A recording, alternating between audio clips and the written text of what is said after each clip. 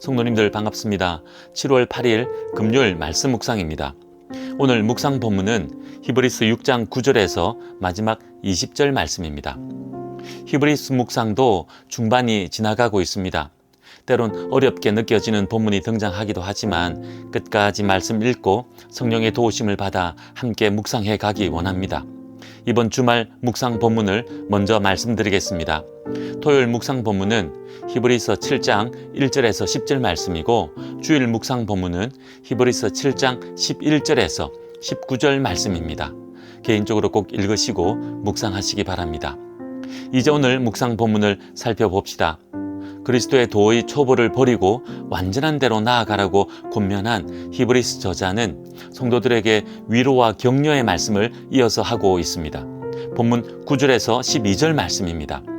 히브리서 저자는 성도들 가운데 귀한 믿음으로 구원의 확신 가운데 있는 성도들이 있음을 알고 그들을 위로합니다. 하나님께서는 공의로우신 분이시기에 그들이 사랑으로 성도들을 섬기고 있는 것을 알고 계신다고 격려하면서 그래서 성도들 모두가 끝까지 소망을 품고 열심을 내어 믿음과 인내로서 하나님의 약속을 기업으로 받은 믿음의 선진들을 본받기 원한다고 말씀하고 있습니다. 이어서 히브리서 저자는 아브라함을 예로 들어 하나님은 약속을 반드시 지키시는 분이심을 전하면서 성도들의 믿음을 붙듭니다. 본문 13절에서 17절 말씀입니다. 하나님께서는 하나님보다 더 큰 존재가 없으셔서 스스로 맹세하시면서 아브라함에게 약속하셨는데 그 약속은 아브라함에게 복을 주어 번성하게 해 주시겠다는 것이었습니다. 그리고 아브라함은 오래 참음으로 그 약속을 받았다는 것입니다.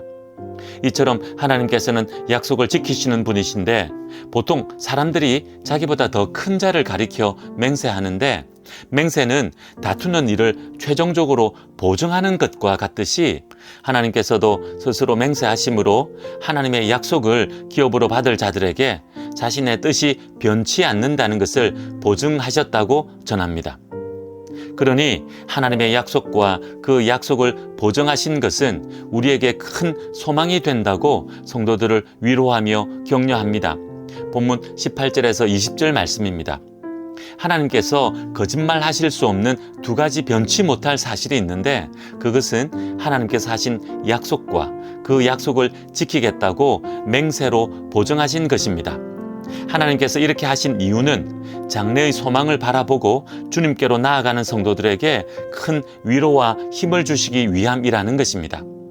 이제 성도들은 이런 하나님께서 주시는 소망을 가진 자들인데 이 소망은 성도들에게 튼튼하고 견고한 영혼의 닷 같아서 이 소망을 가지고 하늘의 지성소로 들어갈 수 있다는 것입니다.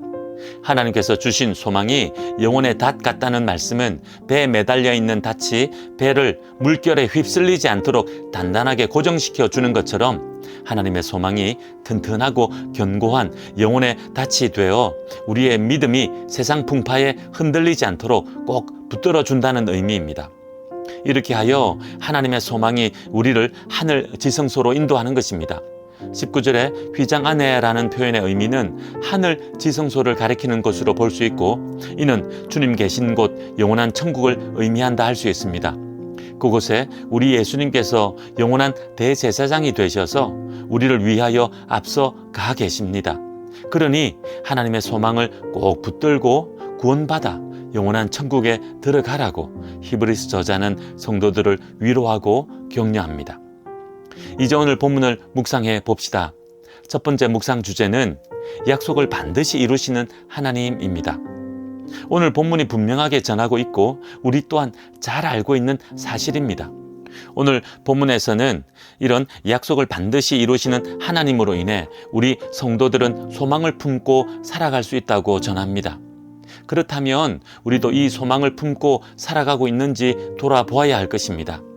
그런데 사실 우리가 더 진지하게 돌아보아야 할 것은 하나님의 약속이 무엇인지 제대로 알고 있는지와 그 약속을 우리가 정말로 소망으로 여기며 사느냐입니다.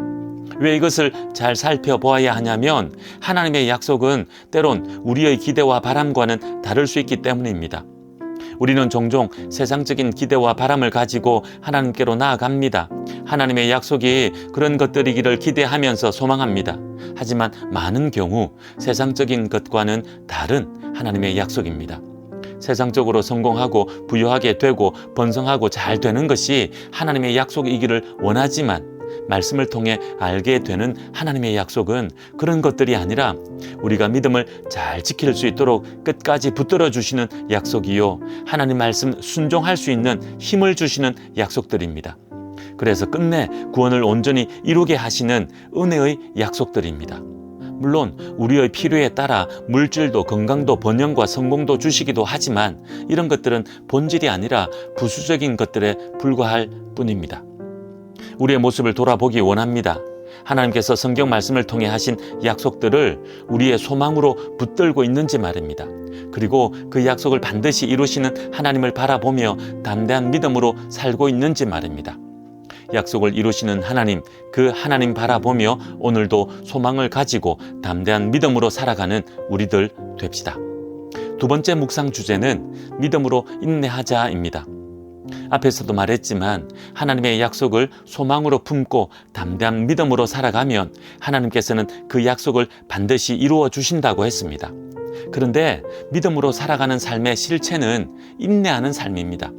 히브리서 저자는 오늘 본문에서 아브라함과 믿음의 선진들을 소개하고 있는데 이들의 공통점은 오래 참아 약속을 받았다는 것입니다. 인내하며 끝까지 하나님의 약속 붙들고 살았다는 것입니다. 그렇습니다. 믿음의 확신을 가지고 믿습니다를 외치는 것도 의미 있지만 이렇게 두세 번 외친다고 하나님의 약속이 이루어지는 것은 아닙니다.